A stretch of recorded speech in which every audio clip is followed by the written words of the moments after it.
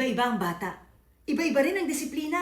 Matatawa ka, no? Lahat naman galing sa'yo. Isa lang ang bahay eh.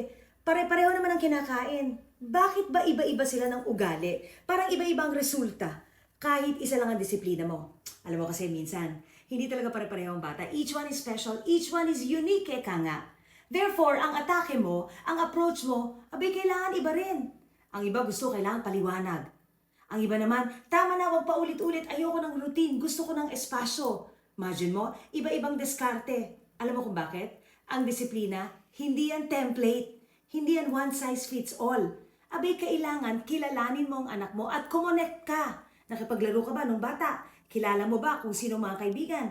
Alam mo ba kung anong favorite subject? Kailangan lahat yan alam mo, relatable ka at marunong ka kumonect. Kasi nga, kahit ikaw ang magulang, isang tahanan, pareho ng kinakain, iba-iba ang diskarte sa disiplina. Kasi relationship yan, hindi yan template. Discipline works best when it fits the child.